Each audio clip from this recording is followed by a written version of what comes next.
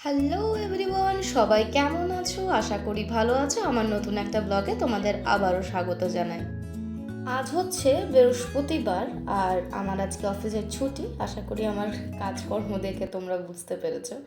ভাবলাম তাই কাজ করতে করতে তোমাদের সাথে একটু গল্প করা যাক। এগুলো আমার অনার্সের বই, যখন আমি কলেজে পড়তাম তখনকার। আমার ভবিষ্যতের মতো এইগুলোতেও ধুলো জমে গেছে। যাই হোক, ভবিষ্যতের কথা জানি না, তাই এইগুলোর ধুলো ঝেড়ে আপাতত পরিষ্কার করছিলাম। শীতকালে জানেন, এই জানলাটা দিয়ে খুব সুন্দর রোদ আসে।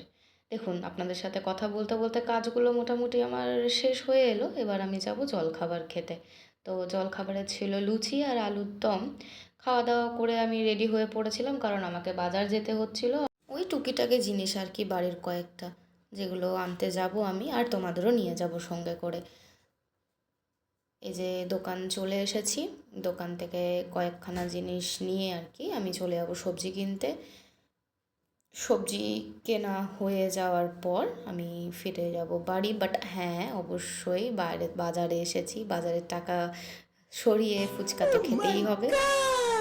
লাঞ্চে ছিল আমাদের পাঁপড়, মাছের ঝোল আর আলু সেদ্ধ দিয়ে ভাত।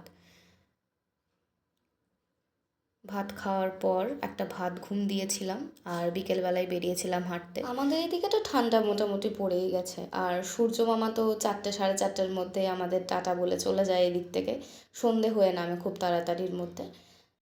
এই শীতকালে জানেন, এখানে খেজুরের গুড় তৈরি করা হয়। এই যে খেজুর গাছগুলো, যেগুলো আমি আপনাদের দেখাচ্ছি, এই খেজুর গাছে ওরা হাঁড়ি টাঙিয়ে রস নিয়ে সেই রস দিয়ে কিন্তু খেজুরের গুড় তৈরি করে।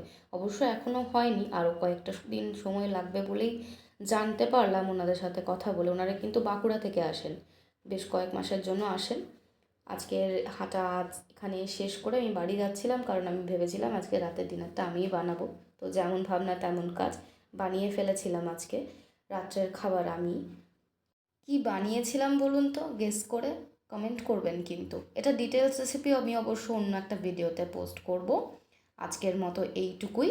আমার ছুটিও শেষ, আজকের দিনও শেষ। সবাই ভালো থাকবেন, সুস্থ থাকবেন। দেখা হবে অন্য কোনো দিন অন্য কোনো ব্লগের সাথে। টাটা।